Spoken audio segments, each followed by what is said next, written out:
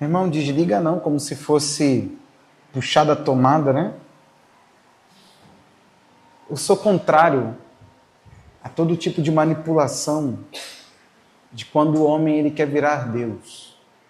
Num ambiente como esse, a gente corre um risco de entrar aqui e atrapalhar, no sentido de não ser cooperador com aquilo que Deus está fazendo. Tem uma...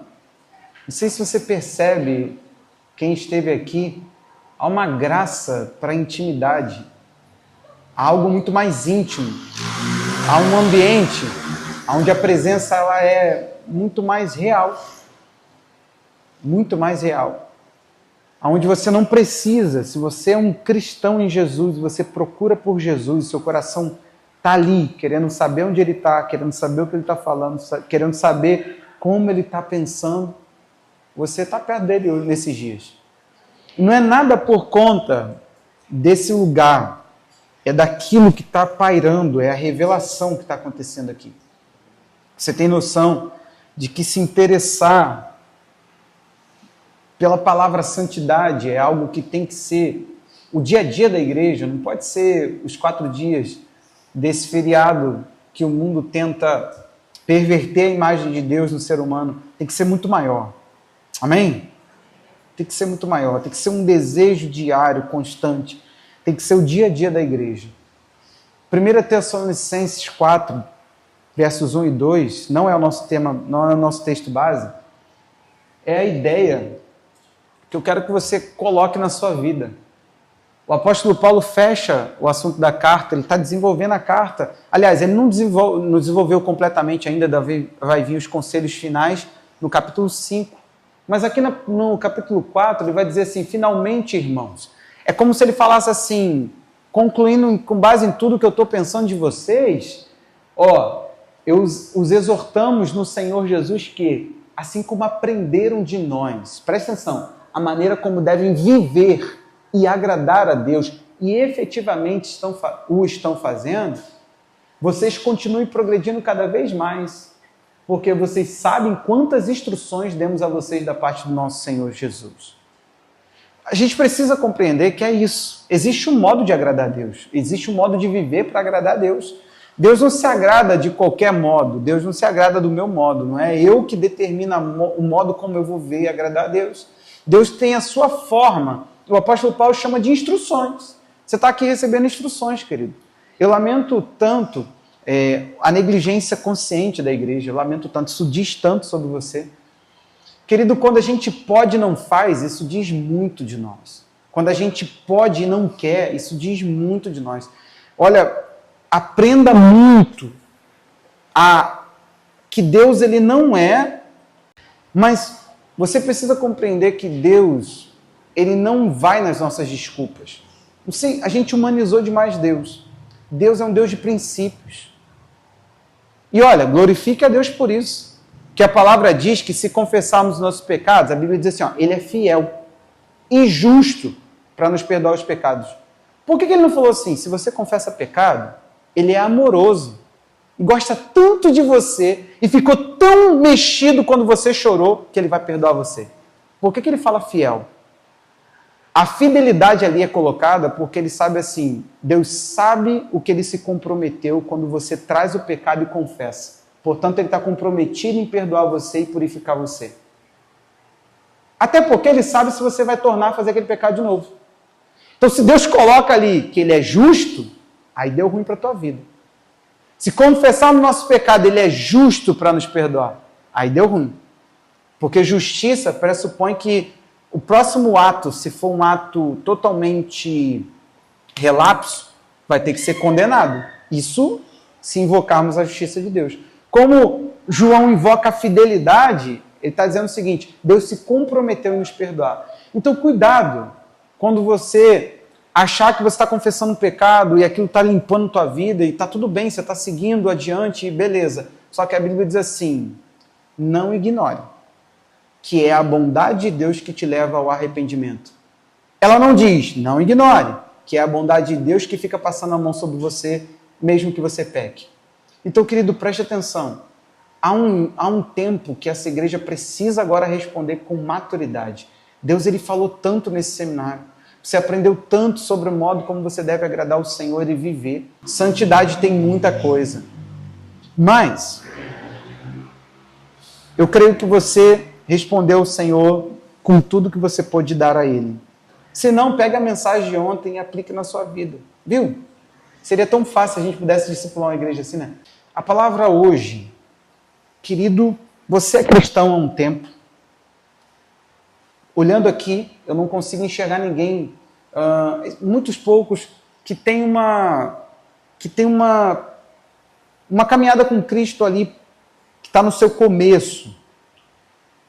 Mas é possível, presta atenção aqui, que mesmo você que já andou um tempão com Jesus, você não sabe a amplitude da obra que Jesus fez. Eu quero falar hoje um tema que o Diogo vai projetar para nós, só que esse tema, ele tem a ver com justamente isso. Será que você entendeu tudo que Jesus fez quando ele veio, morreu? Eu estou sendo bem simplista aqui no comecinho, ó. E ressuscitou? Corre um risco de você ter ficado ouvindo isso dentro de igreja. E, meu irmão, o discurso cristão ele é uma das piores coisas que existe, porque ele pode nos acostumar. A ideia de que a gente se acostume a dizer Jesus morreu por mim, a gente enche a boca para isso, mas isso não tem implicação nenhuma. Jesus, eu vou tentar mostrar a você que não teve o romantismo, é prática a morte de Cristo, tem propósito em cada etapa da salvação que Jesus fez, desde a sua morte até a sua ressurreição.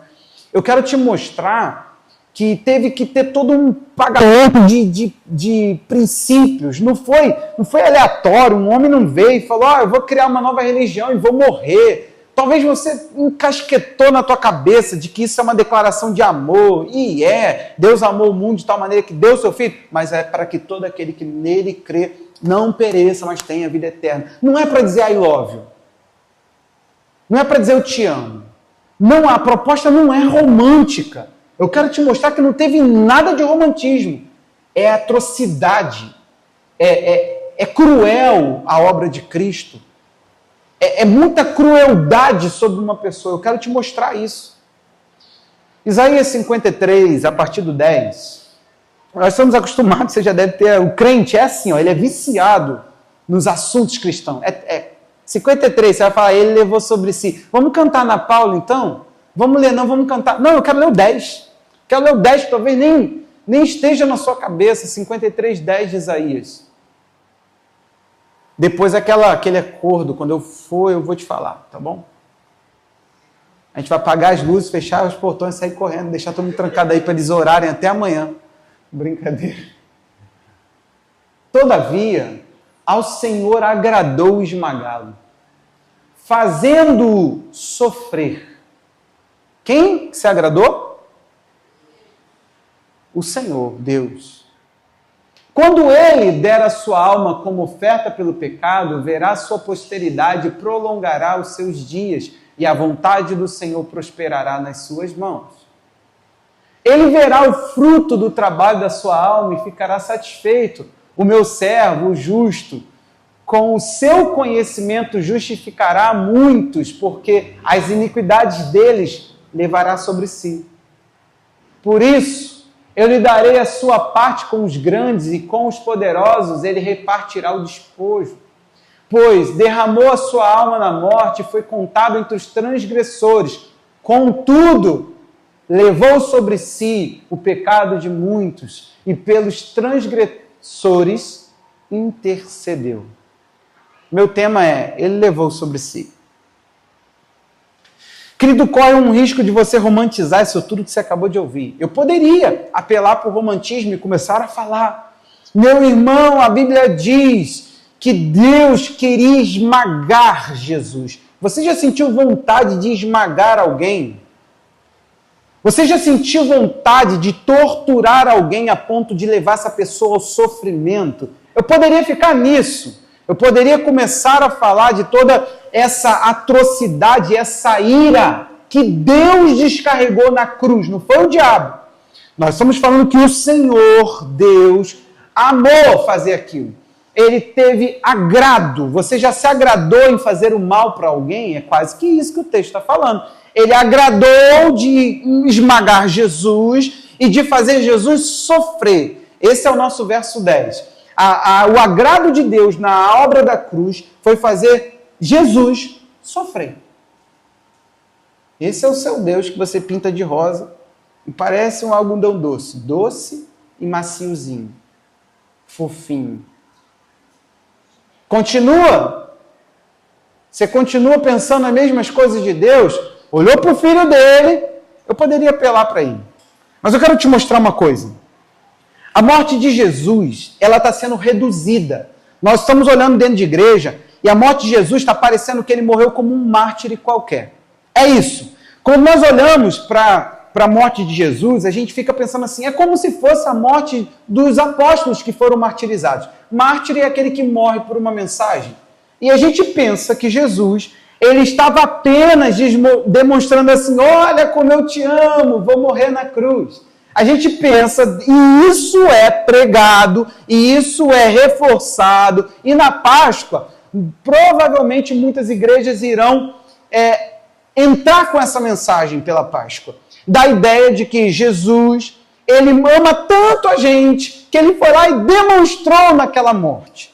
Ou, parece que Jesus, ele morreu para credibilizar a mensagem que ele prega. Então, se ele prega o amor, como muitas igrejas falam, Jesus veio pregar o amor, mas não o amor que ouvimos ontem, né? O amor. Jesus veio pregar o amor. Se você não faz o bem, se você não ama, você não é de Jesus. Então, parece que para credibilizar a mensagem dele, ele foi lá e falou, viu? Eu acredito tanto na minha mensagem que eu vou morrer. Você entende o propósito da morte? Você entende o quanto foi necessário precisar, é necessário morrer? Não foi uma coisa que Deus inventou no caminho e falou assim, diga para eles o quanto que vocês os amam e depois morre por isso, Jesus. Isso vai impactar. Eles vão chorar quando eles verem paixão de Cristo, sabe? Quando eles começarem a ver Jesus, aquele barulho do chicote sendo arrancado, eles vão chorar com lágrimas nos olhos e dali eles vão se converter. Porque como que alguém vai ver um espinho furando aqui, sangue jorrando e não vai se converter? Então, quem fez isso tudo não se converteu a ver isso tudo. No último ato da cruz foi preciso o sangue de Jesus jorrar e um homem, sim, olhou e falou, ele é o Filho de Deus, verdadeiramente esse é o Filho de Deus. Matamos o homem Deus.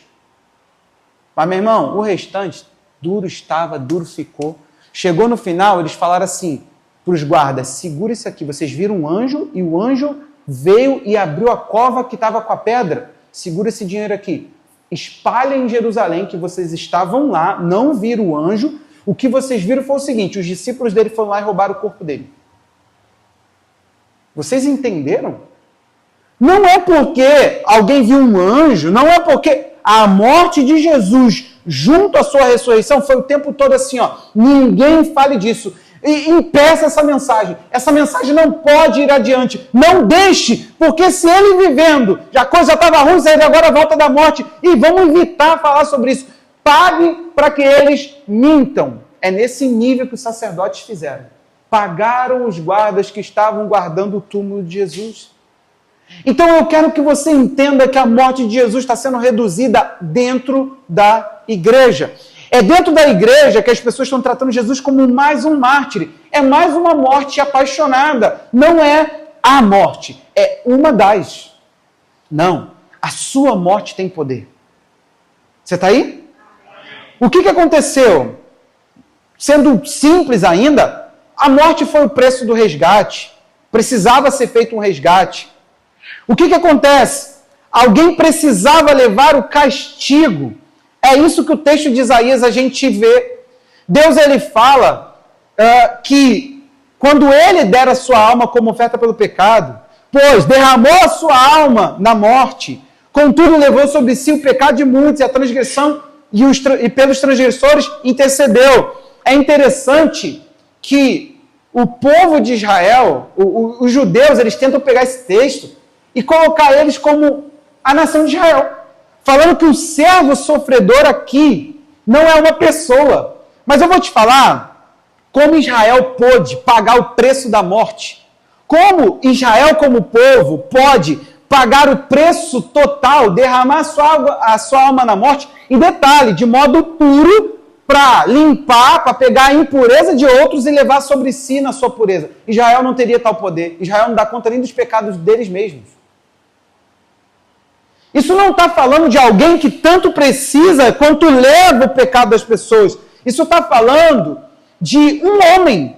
Está falando de uma pessoa. Aliás, uma pessoa que você vai ver o texto todo, a própria religião vai olhar e vai falar assim, olha lá, tá louco, olha lá que ele está levando. Deus deve estar fazendo isso tudo com ele porque ele mereceu. O texto diz que olhávamos para Jesus, não víamos nele algo que o desejasse, e olharíamos para ele e falaríamos, ele é ferido de Deus e oprimido, Deus está oprimindo, ele está ali pagando o preço, bem feito. Essa era a sensação que uma pessoa olhar para a cruz de Cristo e falaria, bem feito, deve ter feito algo grave para ficar na cruz do meio. Lá, aquele ali mereceu morrer. Então, não é possível olhar esse texto e não ver que é uma pessoa, e alguém que seria capaz. Romanos, capítulo 5, versos 6 a 8, vai dizer que Cristo ele morre por nós, olha aí, quando nós ainda éramos fracos. Morreu a seu tempo pelos ímpios. Dificilmente alguém morreria por um justo, embora por uma pessoa boa, alguém talvez tenha coragem para morrer. Mas Deus prova o seu amor para conosco, pelo fato de Cristo ter morrido por nós, quando ainda éramos pecadores. Ele vai atrás de nos ter quando nós não poderíamos ser dele. Então presta atenção, ele leva o que nós merecíamos para nós alcançarmos o que nós não merecíamos. Você entendeu? Ele leva o que você merecia para depois você ter o que você não merecia. Eu vou pedir o Diogo agora para me ajudar com uma coisa, para a gente mostrar Isaías para você e você pensar numa coisa. Talvez você está carregando coisas que Deus ele não quer que você carregue pelo fato dele ter feito o que fez com Jesus. Você está agredindo a cruz, tomando para si coisas que Deus ele já levou. Eu não sei se vai ficar bom, mas você percebe aí que algumas palavras estão em negrito? Vamos lá. Certamente ele tomou sobre si as nossas, diga, enfermidades. E as nossas dores levou sobre si. Nós o considerávamos como? Aflito, ferido de Deus e oprimido. Mas ele foi transpassado por causa das nossas e esmagado por causa das nossas. O castigo que nos traz a paz estava sobre ele, e pelas suas fomos sarados. Todos nós andávamos desgarrados como ovelhas, cada um se desviava pelo seu próprio caminho, mas o Senhor fez cair sobre ele a iniquidade de todos nós. Pode deixar aí, Diogo, pode ligar a luz. Presta atenção aqui. A sua enfermidade, dor, ele não está especificando dor no corpo, pastor, dores. Todo tipo de dor. Nós não experimentaríamos dor emocional, nem muito menos dor física. Está aí. Nós não ficaremos aflitos pelo amanhã e nem por conta de nada. Há uma eterna discussão se a igreja deveria falar dos temas emocionais. E vem cá, a aflição é do quê? Nós não ficaríamos, se não existisse o pecado, não existiria outro conhecimento que substituiria a pessoa de Deus. Muitas vezes. Feridas. Nós não estamos falando só da ferida física. Opressão. Transgressão. Todas as quebras de regra que você fez. Iniquidade. Coisas que nós carregamos como perversidades dentro de nós. Pecados que a gente evoluiu num nível.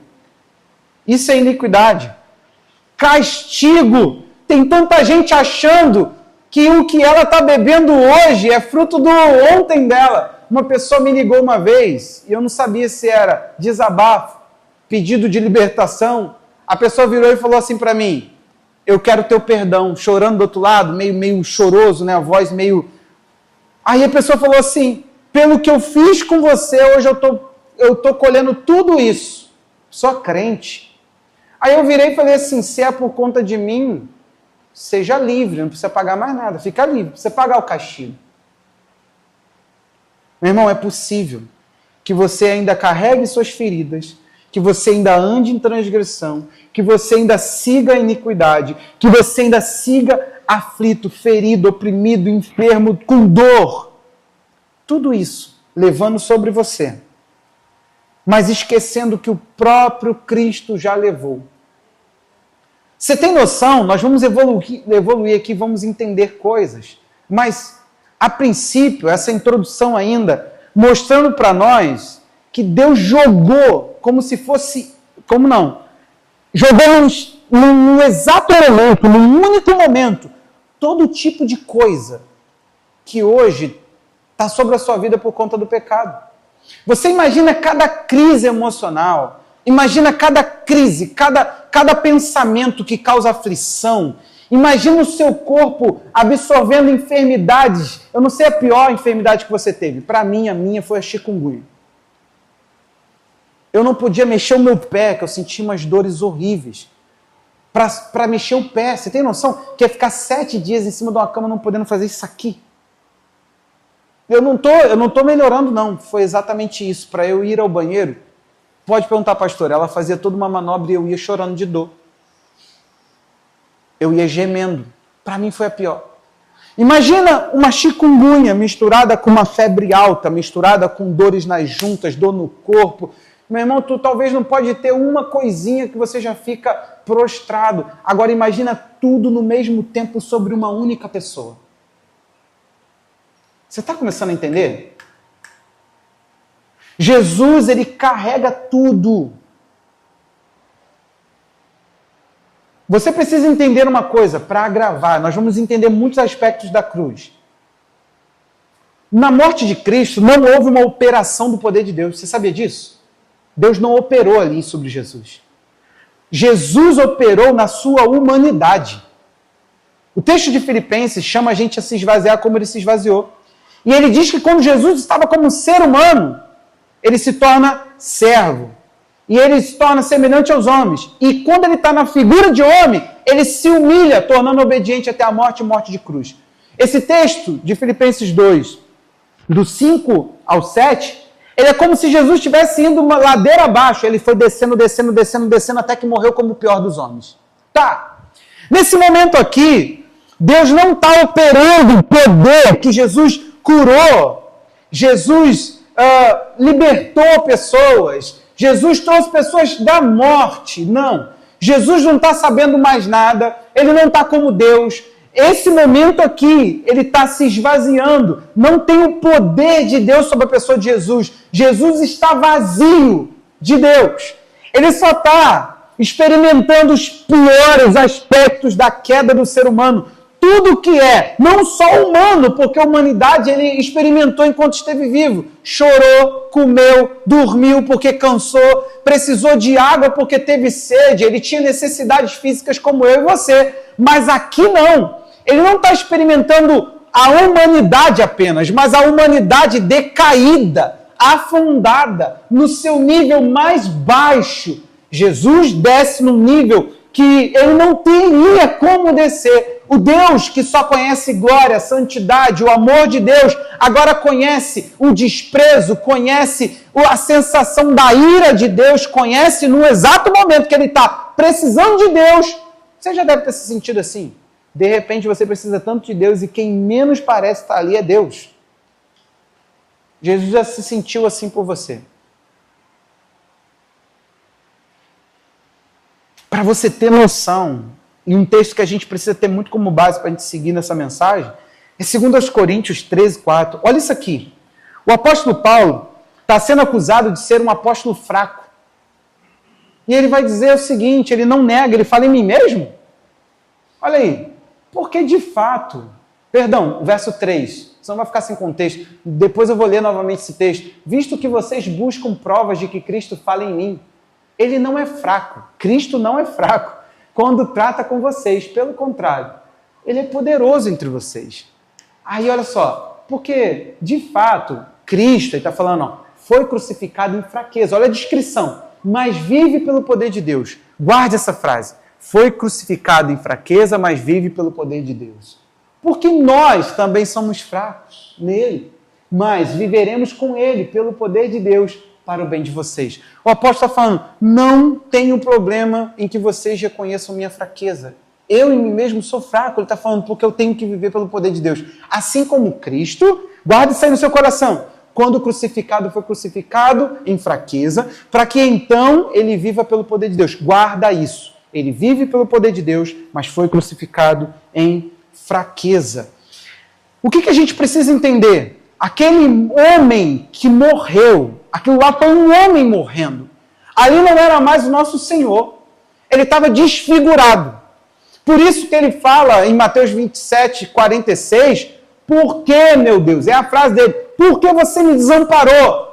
Jesus, ele falava que o Pai estava com ele estava com o Pai, ele viu o Pai fazer, ele ouvia o Pai falar, ele fazia o que o Pai dele fazia. Agora ele está falando, eu não tenho mais noção de onde a presença de Deus está. Deus sumiu. É isso, me desamparou, me deixou sozinho, eu estou abandonado. Jesus está sentindo ali o mais baixo nível do ser humano, a ausência da presença. Meu irmão, você que não sente a presença de Deus, pode ter certeza, você descerá ao mais baixo nível da sua humanidade. Foi para isso que Jesus experimentou a cruz, para que você entendesse que o nível do esvaziamento dele é para que ele te preencha, não para que você viva o nível do teu vazio e fique satisfeito com isso, falando, eu estou vazio. Jesus também se sentiu, não. Ele desce para você não precisar descer a esse lugar. Esse local total da ausência. Me fala, Deus está no inferno, sim ou não?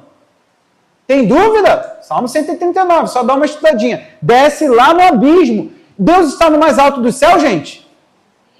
Jesus Cristo. Vou começar a dar aula de teologia para vocês, porque eu estou com medo. Você acha que tem algum ambiente onde Deus não esteja? Deus está no sambódromo dessa cidade, gente? Tem dúvida? Jesus Cristo. Gente, é sério, tem gente com ar de dúvida. E eu estou com dúvida do que eu ando fazendo aqui. Gente, Deus está em todos os ambientes. Deus está no inferno, gente? Deixa eu te fazer uma pergunta. Você acha que no inferno, quem vai torturar o inferno, presta atenção aqui, por favor, é o diabo com um garfo jogando gente assim, ó? Você sabe que lá é o lugar dele também ser atormentado, né? Vamos entrar não, mas é Deus quem atormenta todos que vão para lá. A tortura será pelo próprio Deus. Por favor, gente. Deus está no inferno, Deus está em todos os lugares. Não há lugar do qual a gente se esconda da presença dele. Salmo 139. Tá aqui não está escrito, não. É só para você não ficar em dúvida mais, porque você ficou em dúvida. Gente, você tem que ver a cara de alguns. Tipo assim, agora, hein? Ó, pergunta de 1 milhão. Se cair no show do cristão, eu vou ganhar essa. Eu fiquei... Deus está lá. Agora, me fala uma questão. Por que no momento da cruz Jesus falou, sumiu? Deus sumiu. Querido, se eu e você com os nossos pecados a gente já destruiu alguém e a nós mesmos, imagina uma criatura levando tudo isso num ato único. Deus, ele saiu dali. Por alguns instantes, Jesus ele experimentou isso. Ele era apenas um homem morrendo. Agora, a gente precisa entender que Deus, ele não poderia estar sobre Jesus porque seria desigual. Seria Deus contra a morte. Olhe para mim. Não seria um homem caminhando pelo caminho de todos os homens de modo voluntário, experimentando o pecado, sendo que ele não pecou. Não seria um homem que não tem maldições, levando as maldições, levando as transgressões. Não seria. Seria Deus burlando o sistema, burlando aquilo que são leis. O pecado mataria, e um homem que pudesse passar pelo pecado voluntariamente falando, eu vou experimentar isso sem sentir. Deixa eu te falar uma coisa aqui. Jesus experimentou pecado sem ter deitado com uma mulher. Jesus experimentou pecado sem ter roubado energia.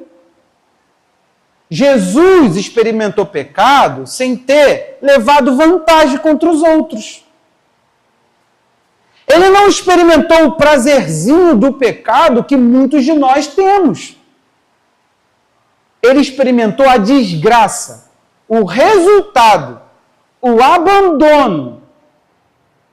Não sei se está entrando na tua mente de que isso tudo aqui não é um filme, de que isso tudo aqui não é romântico.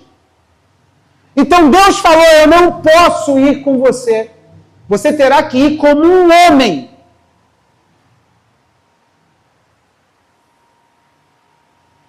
Presta atenção. Tamanha foi a morte que Jesus morreu de fato, querido. Não foi brincadeirinha. Não foi. Quando os homens chegaram lá, ele rendeu o espírito a Deus. E quando os homens chegaram para conferir, ele estava morto.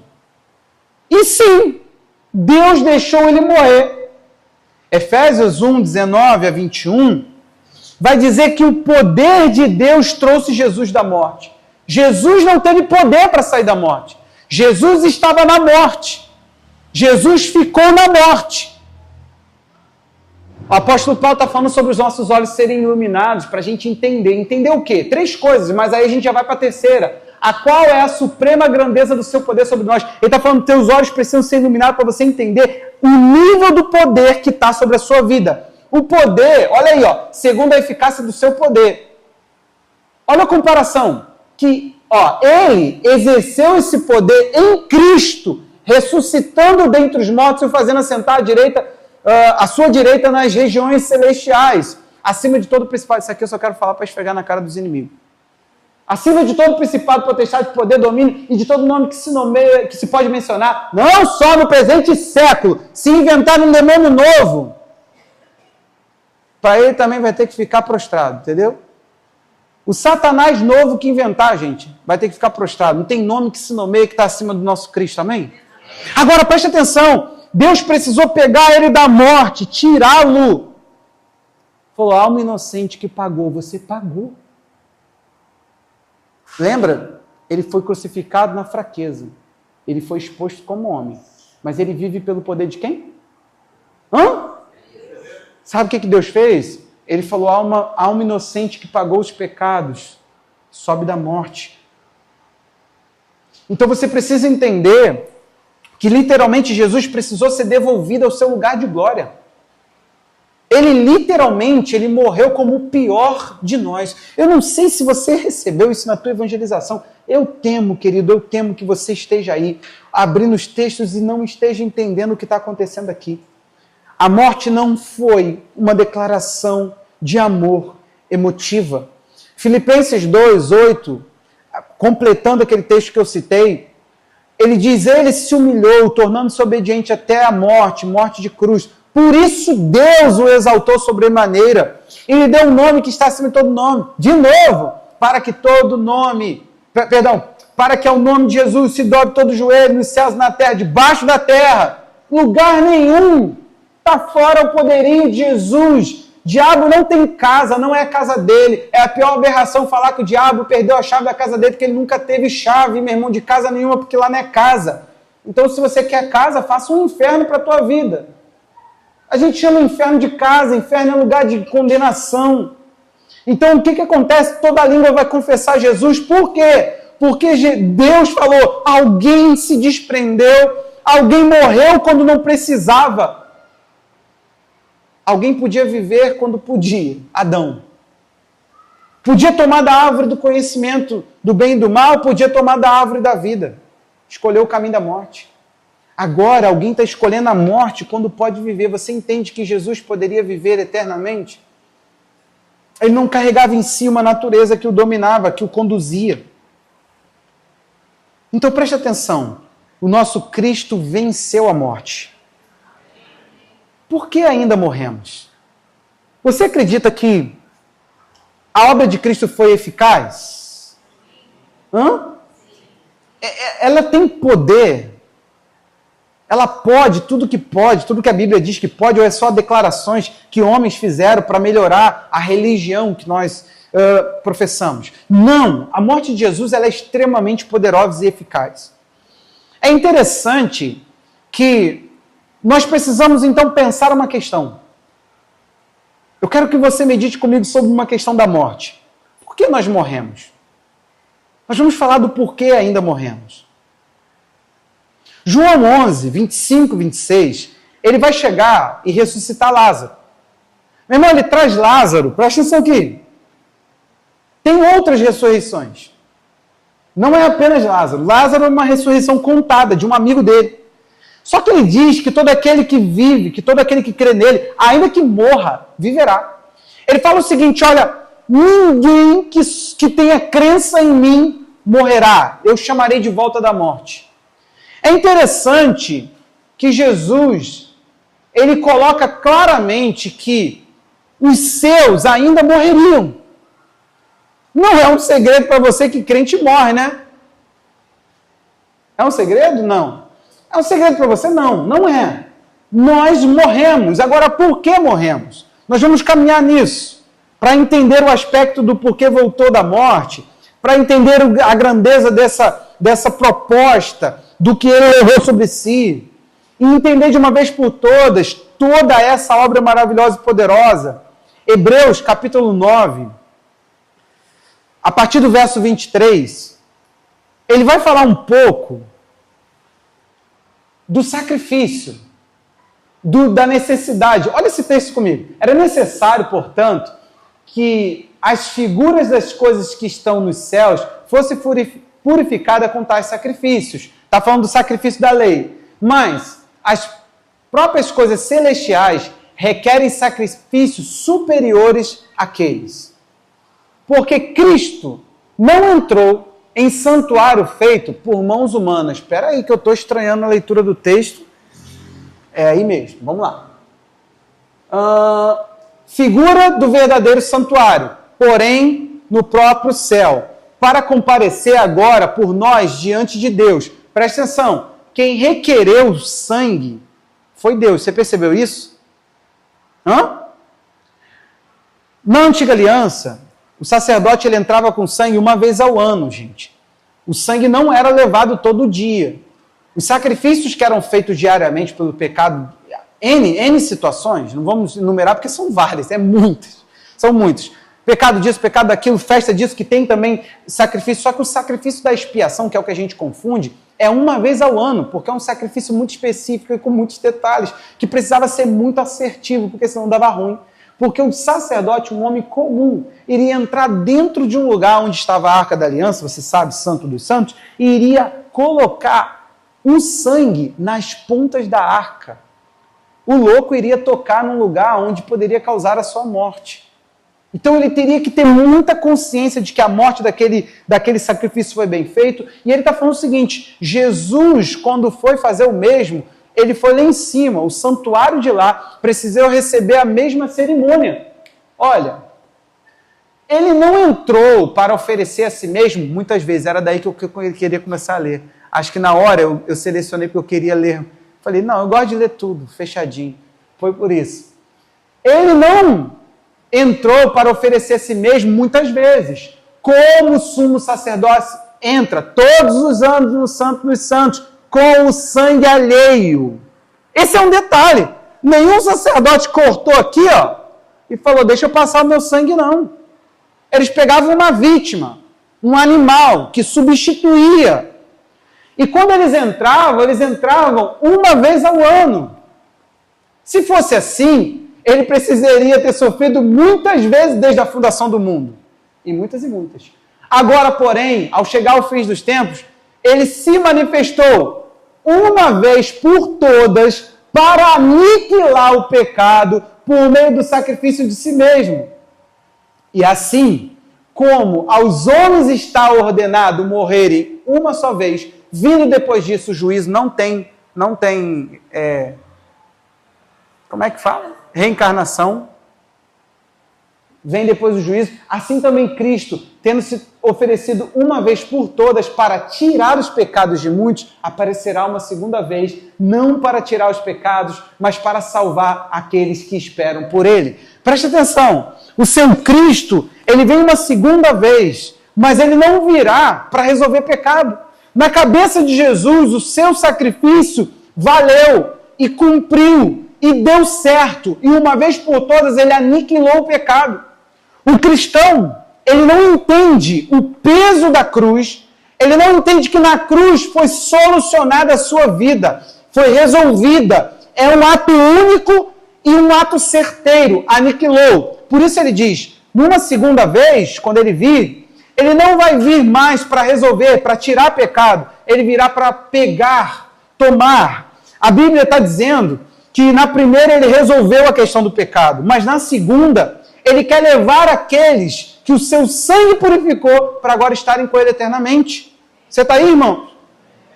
Não foi mediante coisas perecíveis, disse Pedro, mas foi pelo precioso sangue de Jesus, um cordeiro sem defeito e sem mácula. Precisou ter uma pessoa específica, de uma qualidade específica. 1 de Pedro 1, 18 e 19 diz isso. O capítulo 1 da primeira carta. Jesus é esse cordeiro que não tem nenhum tipo de questão que o impeça de cumprir plenamente o que Deus espera e de saciar a necessidade que Deus tem. Deus, ele tem que punir o pecado. É da natureza santa de Deus. Deus fez o homem para outra coisa e o homem passou a morrer, a pecar. Então Deus tem que punir. É de Deus, a sua justiça pede que ele puna. Você entende isso? Você entende que Deus, ao ver um pecado e não punir, ele está indo contra. A Bíblia diz que ele deixou os pecados impunes. Nenhum pecado, nem na época da lei, foi pago. Foram coisas que ficaram pendentes. Então preste atenção. Quando Jesus ele vem, ele sacia, meu irmão. Ele cumpre de uma vez por todas. Então agora, preste atenção. Como Jesus, quando vier a segunda vez, ele virá para executar a vitória de fato. Por que morremos? É o que nós estamos vendo. Hoje, Jesus ele fez algo. Ele permitiu, temporariamente, que essa última etapa do nosso corpo, ela só fosse saciada, ela só fosse executada. Nós ainda sofremos algumas coisas, porque são os restos das aflições. Algumas coisas. Mas preste atenção. Quando Jesus vier, o apóstolo Paulo, ele coloca uma ordem. As pessoas usam isso para falar de questões teológicas. Quem é que vai vir, como Jesus vai vir? Mas ele diz que quando ele vier, ele não deixará um dos seus santos mortos. Eles fazem com que todos ressuscitem primeiro. Depois nós, que estivermos vivos, o que a Bíblia diz? Passaremos por uma mudança. E sabe onde o apóstolo Paulo fala claramente da mudança? Isso são 1 Tessalonicenses 4, 15 a 18 e 1 Coríntios 15, 51 a 58. O apóstolo Paulo diz que o nosso corpo ele passará por um processo de se revestir. Ele não mais será corruptível e nem muito menos mortal. Ele será revestido desse poder que Jesus conquistou de subjugar a morte. Agora Jesus dará ao nosso corpo mortal e que sim, transita ainda aqui, morrendo. Olhe para mim. Que ainda transita aqui, passando. Que ainda transita aqui, sofrendo, passando coisas, ainda absorvendo. Nós temos essa dupla questão. Por isso que Paulo falou, vivemos pelo poder de Deus e somos fracos. Querido, Jesus ele fez comungar duas coisas. Algo perecível e algo imperecível. Você por dentro, a Bíblia diz, novo, se renova. Você por fora, velho, se desgasta. Tem uma questão guerreando. Para você habitar o poder de Deus, Deus te deu a fé. A fé no sacrifício de Jesus faz com que a gente viva amplamente todo esse resultado ainda não operado completamente. O sacrifício de Jesus saciou tudo, mas para o físico, para o corpo, ele precisou deixar a última marca. E sim, nós temos que lidar com essas consequências da queda. Por quê? Porque temos que transitar pela vida, andando na fé, na certeza, recebendo um espírito novo e, como disse Paulo, não de forma alegórica, gemendo. Romanos 8, ele diz em 2 Coríntios 5, gemendo, querendo deixar isso aqui, querendo sair disso aqui, querendo se desprender da carne. Por quê? Porque ainda sentimos a morte próximos a nós. É tão poderosa a morte que ela não pode ser reduzida apenas a um acontecimento que acaba com os dias da pessoa.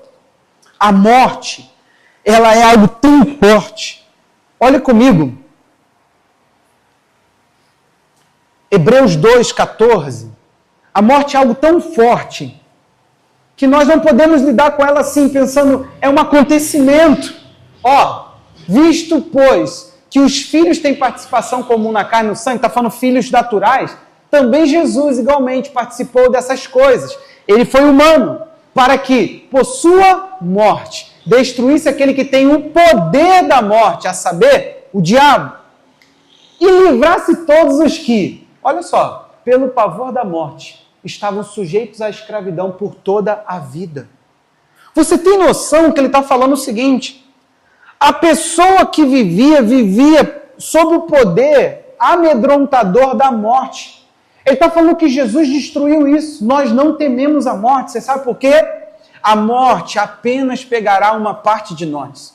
Querido, estava falando com a pastora, eu falei assim, o dia que a gente morrer vai ser muito rápido. Porque a única coisa que tem sensação de dor é o teu corpo caído.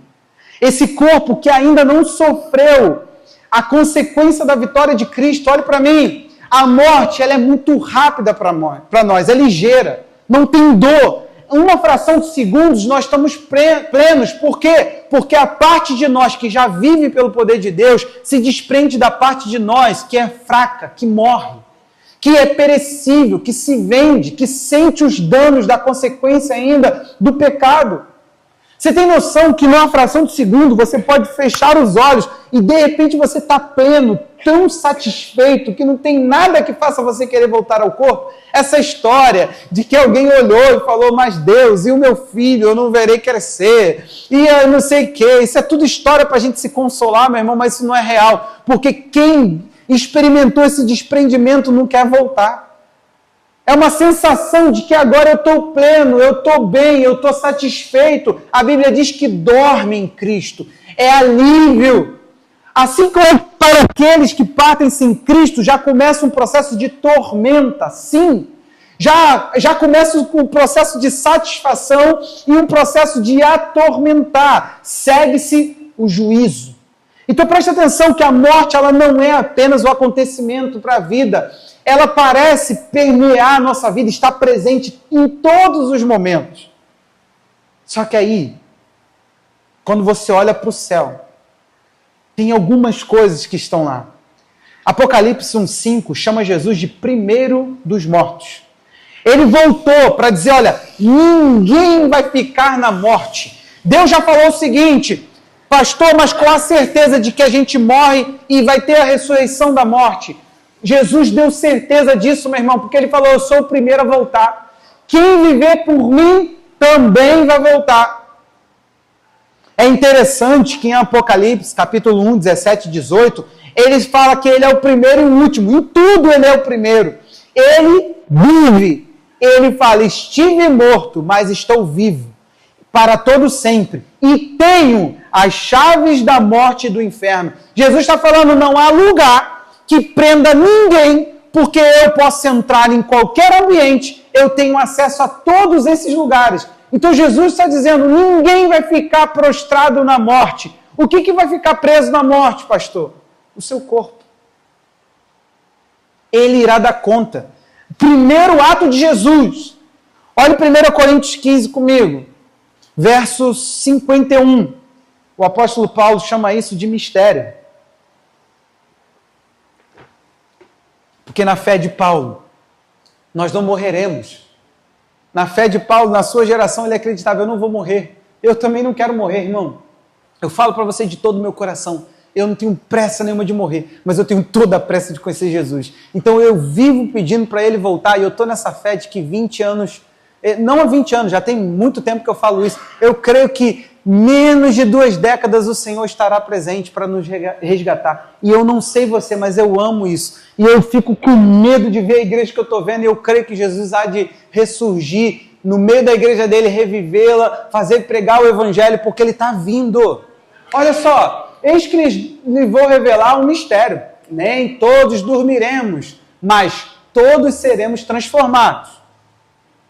Num momento, num abrir e fechar de olhos, ao ressoar da última trombeta. A trombeta soará. O que vai acontecer? Quando a trombeta ressoar, meu irmão, Jesus ele vai trazer os mortos. Fala, gente, é hora de ir. Ninguém vai ficar quem dormiu nele. Querido, porque os cristãos pensavam, e quem morreu, que não tiver vivo, não vai ver Jesus voltar? Ele falou, não, querido, você não está entendendo. Não vai ver, não. Vai vir junto com ele.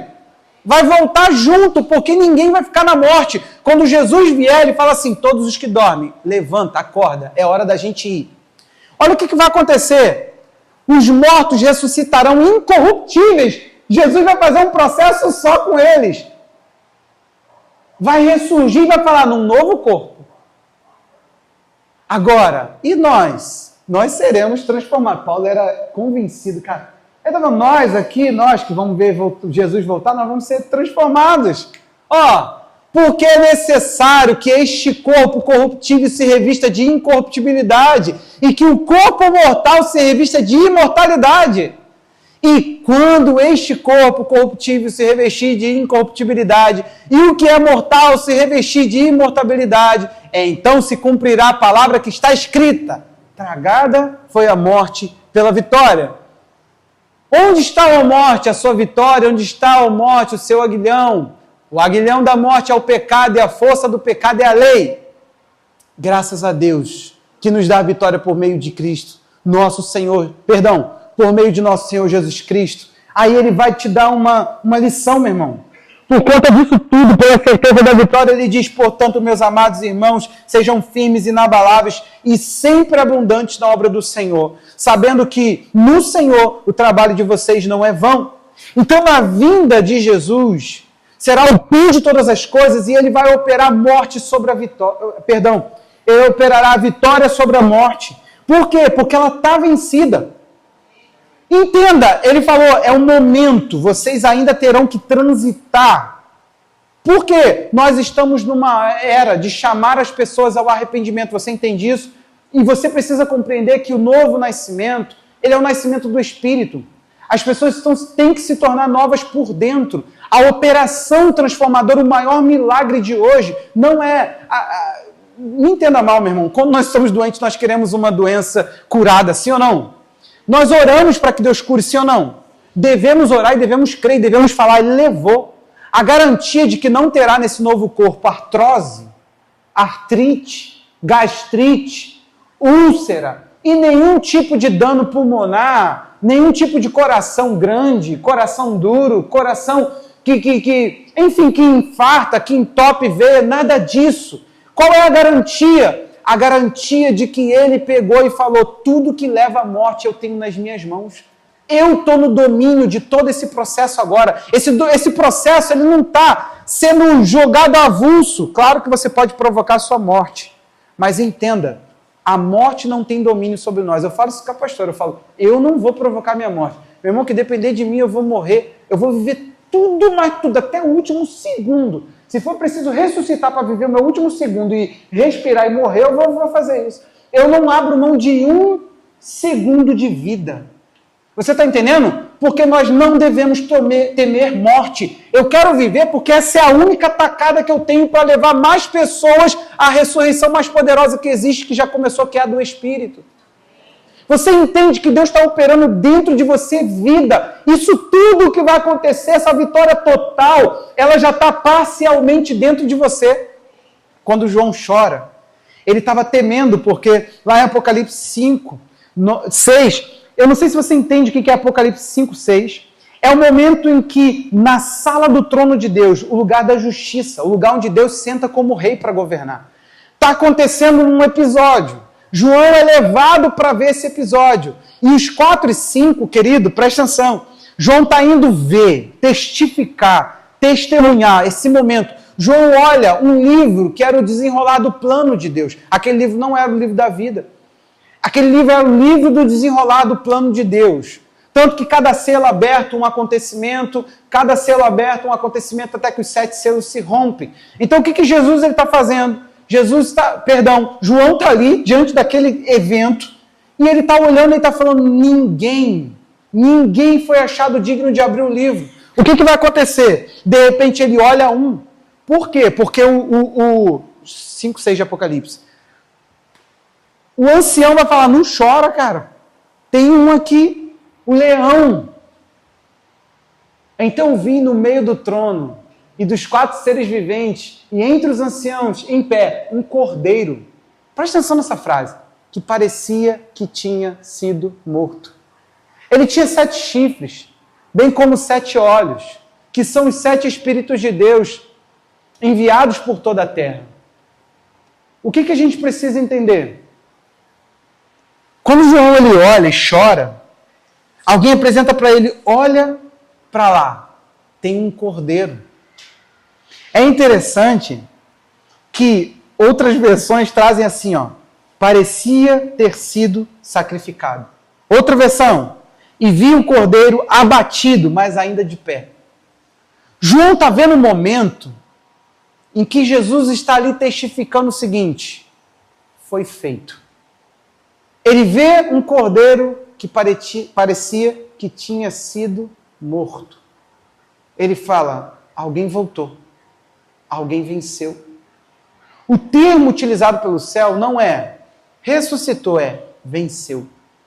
A morte não pode ter sido um ato totalmente ríspido de Deus. A morte precisou ser saciada. Por que Jesus não precisava ficar lá? Porque pelo poder de Deus ele vive. Você precisa entender essa dinâmica. Jesus agora, ele não viveu porque ele era Deus e saiu quicando do inferno. Ele pôde vencer porque aquele ato nobre de se dar quando não merecia, de pagar, de sofrer, e de sofrer de forma voluntária e humanizada, Jesus não operou como Deus, fez com que Deus pudesse torná-lo vivo novamente. Agora preste atenção. Vimos que esse evento todo, eu falei isso tudo para te falar, que a morte está vencida, no seu corpo ainda não, mas no seu espírito totalmente executada a vitória. Agora, olhando todo esse cenário, você consegue acreditar que essa obra narrada não foi cronológica, narrativa, foi te mostrar princípios, foi te mostrar acontecimentos, foi te mostrar textos bíblicos. Você vendo todo esse poder de alguém que não fez um conto, não é uma religião, que ele foi lá, pagou no seu lugar, chore com isso, igreja. Que isso te leve ao pranto, que isso te leve ao choro. Mas do quebrantamento de sentir um amor e sentir uma realidade sobre a tua vida, qual? Meu irmão, você precisa entender que isso resolveu você. Para isso eu quero colocar 2 verdades rápidas.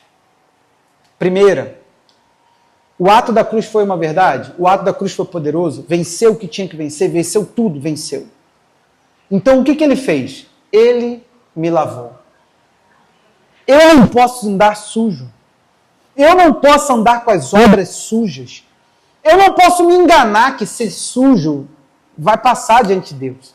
Eu não posso chegar sujo diante dele, porque toda a realidade, presta atenção nisso aqui, e isso aqui é uma coisa que eu quero ampliar com vocês já um tempo mais para frente aí. A gente entende o evangelho muito aqui, ó.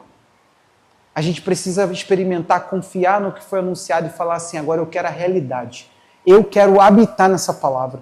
As palavras são como casas, onde a gente pode entrar e viver nelas. Quer ver uma coisa? Olha a realidade que Paulo vai ensinar para a igreja suja, problemática, sobre Cristo e sua obra.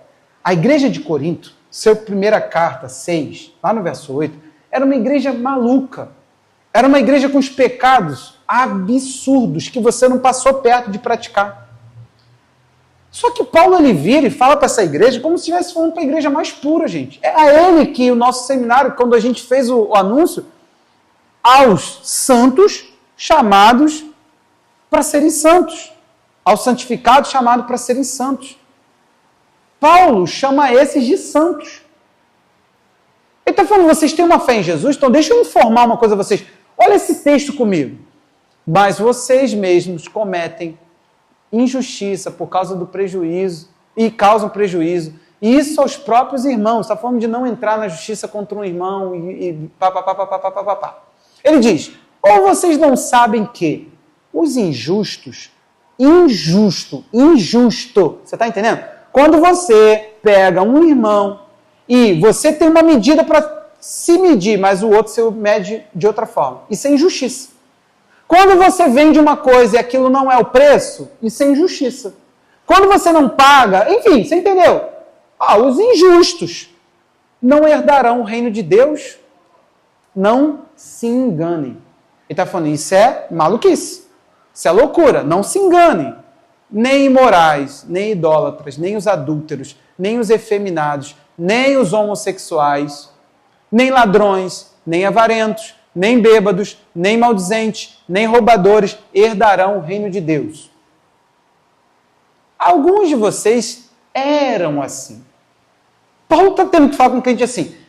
Ele está falando de crente que tem nessa laia. Se você ler o capítulo 5, vai ficar claro para você. Aí está dizendo, mas vocês eram assim, gente. Vocês não podem continuar sendo assim. Vamos lá. Mas vocês foram lavados, foram santificados, foram justificados no nome do Senhor Jesus Cristo e no Espírito do nosso Deus. Paulo está informando a crente que não anda limpo que eles foram limpos, santificados, justificados. Por quê, meu irmão? Porque não são as suas obras melhoradas que te tornam santo. É uma realidade, santidade é uma realidade que entrou dentro de nós. Não sei se você entende isso. Santidade é o poder do próprio Deus habitando dentro de mim. Santidade é o próprio Deus me capacitando a ser o que Ele mandou eu ser. Então é uma realidade, não pode ser uma obra que eu inicio a santidade. Não, a partir de hoje eu não olho para mulher mais nenhuma. Eu fui lá no seminário de santidade, hoje, Não, você tem que falar, eu não vou cobiçar a mulher dos outros. Eu vou ter olhar para uma mulher. Senhor, sustenta isso, porque o Senhor está dentro de mim e me limpou. Então que obra de imoralidade é essa que eu vou ficar na cobiça da carne? É isso que Paulo está falando, vocês foram lavados. Gente, se a obra foi tão poderosa que deu conta de frear tudo, acabou com tudo, levou tudo sobre si, como é que a gente explica o fato de ter sido lavado e estarmos vivendo sujos? Se foi verdade que ele foi aos limites mais baixos para me tirar do meu mais baixo nível de vida humana, ele desceu ao mais baixo nível, nível de todo. Ninguém vai ser como Jesus naquele ato da cruz. Eu estou dizendo que ninguém vai incorporar toda a maldade, que ninguém vai ser tão iníquo, que ninguém vai ser tão enfermo. Nenhum de nós, por mais enfermidade que o nosso corpo tenha, você não vai chegar ao nível que a cruz estava. A coisa estava horrível. Era uma visão horripilante, uma visão feia, uma visão desgraçada. Põe Isaías 53, 2. Enquanto ele vai abrindo, você precisa entender isso. Paulo está informando, você foi lavado. Porque foi subindo como um renovo diante dele. E como a raiz de uma terra seca. Não tinha boa aparência, nem formosura. Não é que Jesus era feio, não, gente. É o ato da cruz, meu irmão. Eu já ouvi coisas do pessoal falando, Jesus era feio, né? Ô, Jesus Cristo. Alguns de vocês podem até, com esse comportamento, então, não tinha aparência nem formosura também. Deus me livre. Era o ato horripilante que a gente via. Olhamos para ele, mas não havia nenhuma beleza que nos agradasse. Olha agora. Ele está falando, nós olhamos aquela cena e pensamos, que coisa louca. Isaías está vendo a cena na cabeça dele e está falando assim, gente, É assim que as pessoas vão olhar para aquele ato. Esse tal desse homem que vai levar sobre si, esse negócio é feio demais. Era desprezado e o mais rejeitado entre os homens. Homem de dores, que sabe o que é padecer. E como de quem os homens escondem o rosto. Ele era desprezado e dele não fizemos caso nenhum. 4. Ele fala isso tudo para dizer assim, ó. Certamente ele tomou sobre si as nossas enfermidades. Ele começa a relatar o seguinte. Ele estava lá todo lascado por causa da minha e da sua pele. Para que a gente não entrasse naquele lugar, ele entrou. Então presta atenção, pelo amor de Deus, quando Paulo está te informando o que aconteceu naquele ato que desconfigurou a pessoa de Jesus, que Deus se agradou moer Jesus, ele está falando, você foi lavado, você precisa entender que custou e o que custou. Agora você precisa entrar. Por que você tem prazer na lama se foi de lá que você foi tirado? Gente, por favor, depois você lê 1 Coríntios 5, 6, você vai entender que ele fala, não se mistura com gente que dizendo-se, irmão, é isso. Aí ele está falando, vocês faziam isso no passado, como é que isso está presente? Como é que você pode dizer, eu creio na obra de Cristo e não consegue viver a limpeza? Gente, não é normal. E não sou eu que tiro isso da minha mente. Ó, Tito, sem forçar, o próprio Paulo, Tito capítulo 3, versos 5 a 7. Ele nos salvou, não por obras de justiça praticadas por nós, essa não é a ordem. Nós somos salvos para exercermos obras, mas nenhuma obra nossa tem o poder de salvação. O poder que nós operamos nas obras é porque somos salvos, não para sermos. Aí, olha aí, mas está aí. Não por obras de justiça praticada por nós, mas segundo a sua misericórdia. Ele nos salvou mediante, como? O lavar regenerador e renovador do Espírito Santo. Olha agora, que ele derramou sobre nós ricamente por meio de Jesus Cristo, nosso Salvador. Ele está falando que para te salvar, o que Jesus ele fez? Ele foi lá na cruz, ele fez tudo o que fez, ressuscitou, foi para cima e falou o quê? Vou enviar a promessa do Pai. Ele falou, eu tenho que te dar o Espírito Santo para ele operar essa lavagem dentro de você. Meu irmão, o Espírito Santo não é uma invenção do pentecostal, não.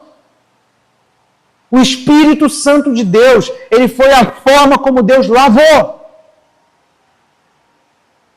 Eu quero te informar, se você é crente, e crente em Jesus, você é limpo. Você é limpo. Santidade não é uma anomalia na tua vida. Santidade não é uma coisa estranha. Santificação para você não é uma matéria ignorada e temida. É o teu prazer. É o prazer de falar, todo dia isso aqui tem sido mudado. E por quê? Porque alguém foi para a morte no meu lugar e levou tudo sobre ele. É para você celebrar o fato de que nenhuma coisa você precisa sofrer como dano, como consequência, porque ele já pagou. E uma das verdades mais poderosas é que Cristo, quando morreu, ele precisou de que alguém o desse vida. Ele não conseguiu ter vida em si mesmo. Então ele precisou de ter vida em Deus. De novo, 2 Coríntios 13, para a gente terminar. Versos 3 e 4.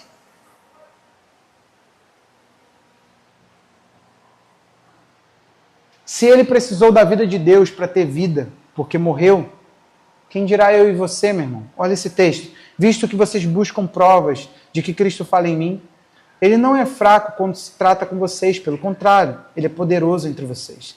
Porque, de fato, foi crucificado em fraqueza, mas vive pelo poder de Deus. Porque nós também somos fracos nele, mas viveremos com ele, pelo poder de Deus, para o bem de vocês. Querido, não é uma desculpa para o cristão falar assim, olha, eu sou fraco. Querido, é o estado mais normal. E em você é. Está escrito, não é que você, eu fiquei fraco na fé, eu fui fraco. Não, você não foi fraco, você é.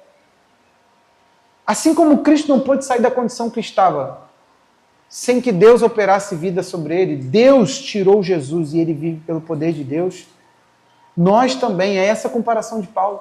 Paulo está dizendo assim, me chamar de fraco é mole. Vocês estão achando que Cristo é fraco em mim? Está falando, você não entende, meu irmão. Nós somos fracos nele sim. Mas nós viveremos com ele pelo poder de Deus. Não para aqui. para a gente terminar, será que eu vou lembrar de cabeça? Sim, 2 Coríntios 12, verso 6 ou 8, vamos ver. 8.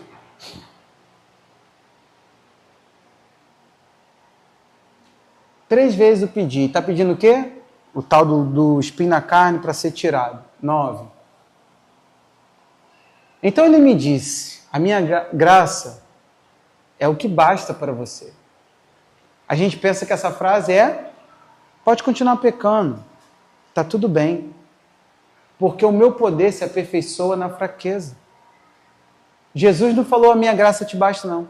Ele falou, porque o poder se aperfeiçoa na fraqueza. Ele não falou a graça te basta. A gente isola.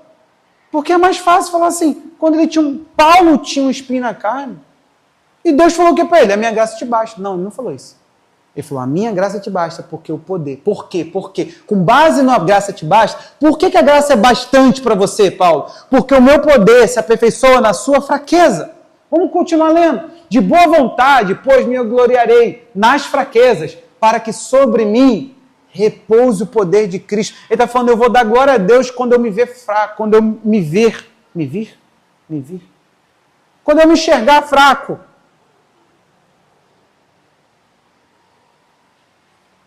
Por isso, sinto prazer nas fraquezas, nos insultos, nas privações, nas perseguições. Só me mostra o quanto eu sou limitado, o quanto eu sou fraco, nas angústias, por amor de Cristo. Porque quando sou fraco, então é que sou forte. Acabou. Você entendeu? Duas verdades, ele te lavou, e uma das coisas mais poderosas, ele vive em você. E você só está vivo porque está nele. Você vive por intermédio do poder dele. Meu irmão, experimenta falar, Deus, o Senhor não fez um homem adúltero, eu não vou olhar para a mulher de ninguém. Experimenta decidir, falar, Deus, o Senhor não fez um espertalhão que fica fazendo mal para os outros. Deus, eu não sou um imoral, um indecente. Deus, o Senhor lavou, e aqui dentro eu sustento, eu não sou um mentiroso, eu não sou um caluniador, eu não sou um fofoqueiro. Experimenta dizer, Deus, pelo teu poder, aquilo que está querendo me levar para essas obras, o Senhor não planejou para que eu andasse nelas. Experimenta, meu irmão, incorporar a fé de que Deus fez, de que Ele levou. Experimenta pegar e falar assim, eu habito nisso. Gente, isso não é por obras. As obras se farão a partir disso. Depois que você assumir essa confiança de que foi feito, então Deus ele te dará total capacidade de caminhar firmado nisso. Por conta do que foi feito, eu me posiciono contrário à minha natureza. Eu não sou. Meu irmão, já fui crente dentro de igreja. Depois de convertido, eu fiquei 5 anos dentro de igreja, sem beijar na boca, sem falar que Jesus apontou menina para mim, porque um tal de Jesus fala com jovem. Jesus ele fala com jovens, dá vontade de pedir o jovem para orar por coisas sinistras, coisas que a gente está procurando resposta, Deus não fala, mas para jovem Deus aponta mais 5 namoradas, 6. Então preste atenção aqui, eu fiquei na igreja, sem a prática da pornografia, de masturbação, sem ficar com ninguém para um lado e para o outro, eu fiquei só eu. Sem relacionamento. Eu não fiz desse momento um momento de crise, um momento de confusão, um momento de vou casar, não vou casar. Eu comecei a me apaixonar por olhar para mim e falar assim, meu Deus, o que o Senhor fez comigo? Gente, eu não vim de um ovo de santidade, não. Eu me lembro do dia em que eu me converti, o cara virou para mim e falou assim, Jefferson, aqueles vídeos pornográficos que a gente tem que... Nós somos crentes. Eu falei, cara, pior que é verdade. Eu falei, peraí. Peguei revistas, peguei os vídeos, quebrei na calçada na frente dele. Só que ele era crente mais tempo do que eu. E a hora que eu ouvi dele, não, peraí, realmente, peraí. Eu tenho que me livrar disso. Eu fui lá e quebrei. Eu me lembro de quando começou, né? Tinha lá os namoricos. E eu falei assim, não, agora eu me converti. Eu me lembro como foi chegar. Teve um dia que uma menina, cara, a menina era noiva. Ela me encontra no colégio à tarde. Ela virou e falou assim, Jefferson, cara, que saudade de você. Ui, amiga, não sei o que. Pensando que era... Aí ela, como é que você tá? Eu falei, tô bem, graças a Deus. Você? Ela, tô bem. Eu falei, tá noiva. E aí, casou, não casou? Ela, não, tô noiva ainda, mas... A menina vira e fala assim, e você? Eu falei, não, eu tô solteiro, tô esperando em Deus. Ai, coisa linda. Ela, você tá me esperando em Deus? Eu falei, não, menina.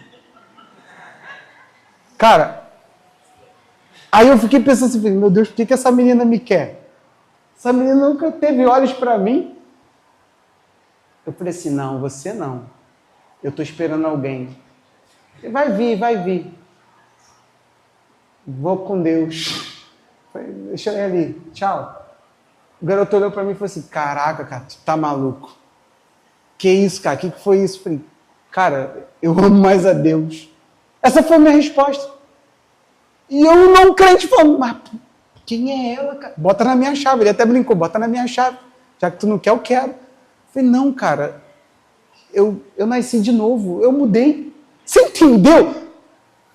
Maluco, eu não entrei numa redoma de vidro, um ovo de santidade, do nada. Eu era o Power Ranger, hora de mofar, virei santo, meu irmão. Comecei a chutar demônio, macumba. Foi assim não, querido. Não foi assim não. Cara, quer ver o dia que eu vi que eu me converti? Quando uma menina que mais me fez sofrer se converte na mesma igreja. Eu gostava muito da menina na época do mundão. Eu tive que olhar para aquela menina e falar assim, cara, eu não sinto mais nada. E se ela quisesse, eu não queria agora. Eu não queria. Não é que não aparecia. Eu não queria ninguém. Até um dia que eu falei assim, Jesus, deixa eu me blindar. Eu faço um compromisso contigo. Que até o X dia da minha vida, eu não estou aberto para relacionamento com ninguém. Você tem coragem de fechar seu coração e falar assim, eu só serei dele? Desculpa, tá me achando um santarrão, tá me achando melhor, tá pensando que eu tô aqui cuspindo santidade? É só ler 1 Coríntios 7. Se nós não fôssemos analfabetos bíblicos, gente, se o cristianismo não sofresse desse mal, eu estou avisando. Isso aqui pareceria normal. A Bíblia está falando que o jovem cuida do quê, gente? A Bíblia fala que ele deveria se consagrar mais, porque ele não tem impedimentos. E ele deveria cuidar exclusivamente das coisas de Deus. Se a gente só seguisse o modelo bíblico, a gente pararia de ficar achando que isso aqui é vomitar demais, porque é só o que eu tinha que fazer. Eu não fiz mais do que a minha obrigação. Dentro da sua casa, você orienta seus filhos sobre poluição noturna? A gente está falando, poluição noturna é do maligno, né? Não, gente. Assim como a gente tem que expelir tudo no nosso corpo, chega uma hora que o jovem tem que expelir o sêmen. E o menino acorda numa bendita noite que ele não sabe por quê, todo ejaculado. Dentro da igreja, a gente não sabe essas coisas. Poluição noturna é um ato muito normal do seu corpo. Eu já atendi, já discipulei muitos jovens. E tem pais de menino que nunca falaram disso. É uma atrocidade isso, hein? Por que Deus fez isso com você, meu querido? Porque você é saudável. Toda vez que você se acordar e ver que teu corpo agiu, levanta a mão para o céu e fala assim, muito obrigado, Senhor. Eu sou saudável. E eu guardo o ato do prazer de fazer isso para o meu casamento. Pode agradecer a Deus. Não é vergonhoso. É ridículo na família de crente a gente não falar sobre isso. Eu não tenho nenhuma... Não estou vermelho, se eu tiver vermelho é a lâmpada, hein?